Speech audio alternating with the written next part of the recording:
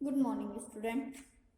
आज हम कक्षा 8 के पाठ 5 चिट्ठियों की अनूठी अनूठी दुनिया के बारे में पढ़ेंगे।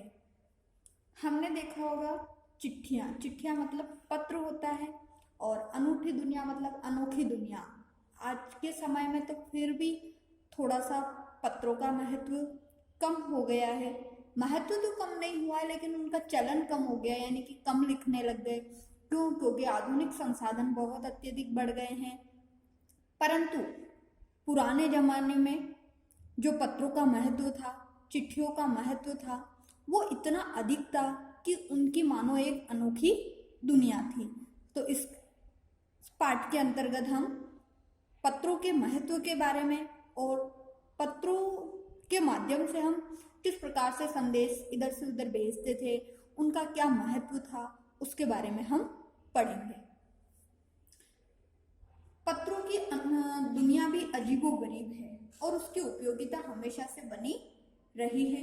पत्र जो काम कर सकते हैं वह संसार का आधुनिकतम साधन नहीं कर सकता। पत्र जैसा संतोष फोन या एसएमएस या संदेश कहाँ दे सकता है। पत्र एक नया सिलसिला शुरू करते और राजनीति, साहित्य तथा कला के क्षेत्रों में तमाम विवाद, नई घटनाओं की जड़ भी पत्र ही होते हैं। दुनिया का तमाम साहित्य पत्रों पर केंद्रित है और मानव सभ्यता के विकास में इन पत्रों ने अनूठी भूमिका निभाई है।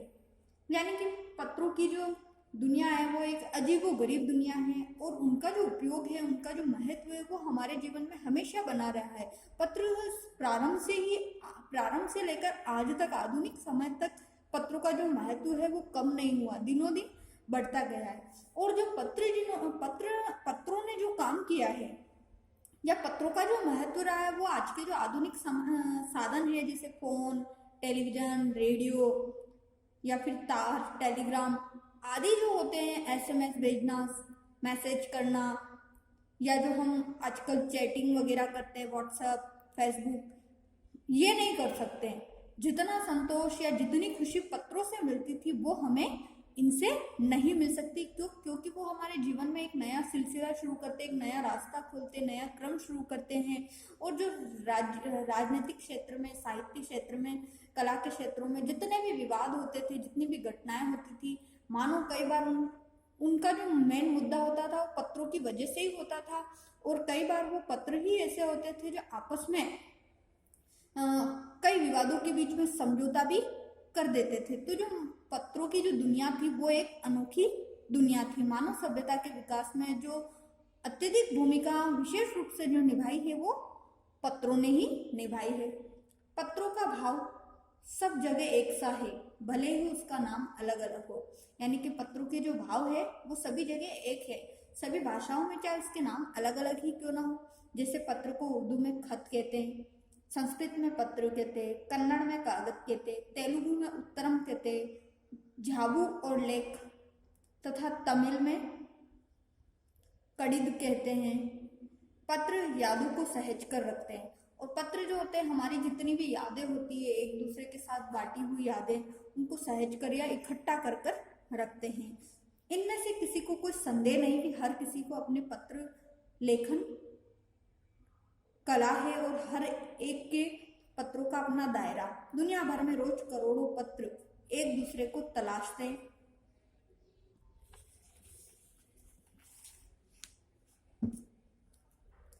तमाम ठिकानों तक पहुंचते हैं। भारत में भी रोज 4.5 करोड़ चिट्ठियां डाक में डाली जाती है, जो साबित करती है कि पत्र की कितनी अहमियत है। यानी कि हम ये संदेश नहीं कर सकते कि पत्र किसको लिखा किसने लिखा है, कहाँ से आया है। यानी कि जो पत्रों का जो महत्व था वो आज भी उतना ही है। आज भी हमारे देश में मानो कि 4.5 करोड़ चिट्ठियां जो होती है वो डाक में डाली जाती है, जिससे हमें ये पता चलता है कि हमारे देश में आज भी पत्रों का बहुत अत्यधिक महत्व है।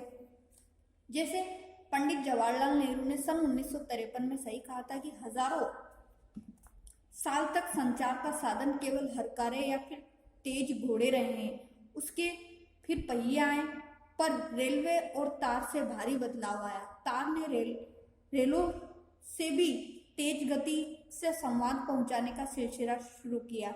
अब टेलीफोन, वायरलेस और आगे रेडार दुनिया बदल रहा है। यानी कि पंडित जवाहरलाल नेहरू कहते हैं कि कई हजारों सालों तक जो मात्र पत्रों को इधर से उधर, हर कार्य मतलब जो हमारे पत्र होते हैं वो इधर से उधर पहुंचाने का कार्य करते हैं, अर्थात डाकिए। तो सबसे या फिर तेज दौड़ने वाले जो घोड़े होते थे उनके माध्यम से पत्रों को इधर से उधर पहुंचाया जाता था। तो कई समय तक, कई हजारों सालों तक जो पत्रों एक साधन मात्र रहा है वो सिर्फ और सिर्फ डाकिए रहे हैं। और उसके बाद में पहिए आए, मतलब साधनों के माध्यम से, जो गाड़ी घोड़े होते हैं उनके माध्यम से पत्रों को इधर से उधर पहुंचाया गया। और तार यानी टेलीग्राम तो इतना बदलाव लेकर आया है कि जो रेलों के माध्यम से समाचार पत्र पहुंचाए जाते थे उनको भी उन्होंने पीछे छोड़ दिया है। तो एक नया सिलसिला यानी कि क्रम शुरू हो गया। फिर टेलीफोन, वायरलेस आदि भी इन्होंने भी दुनिया में बहुत ही बदलाव दिया है। रेडोर जो कि एक वायुयान, एरोप्लेन जो होता है उसके संचालन में काम में लिया जाता है। पिछली शताब्दी में पत्र लेखन ने एक कला का रूप ले लिया।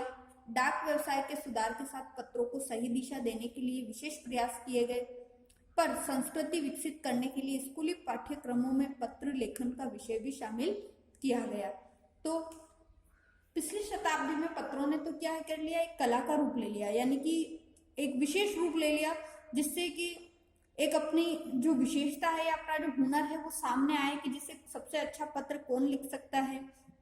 वैसे ही हमारी इस संस्कृति को बनाए रखने के लिए हमारे जो स्कूल के जो पाठ्यक्रम है, जो सिलेबस है, उसके अंतर्गत भी लेखन कला के अंतर्गत यानी कि लिखने के अंतर्गत पत्रों को शामिल किया गया। हम लिखते ही हैं हिंदी में भी। अभी जैसे स्कूल में अगर हमें, चलो हम बीमार भी हो गए 2 दिन 4 दिन के लिए, या घर पे कोई इमरजेंसी वर्क भी है, उसके लिए भी हम अपने स्कूल के प्रिंसिपल, वाइस प्रिंसिपल, इनको क्या लिखते हैं, पत्र लिखते हैं, लेटर लिखते हैं।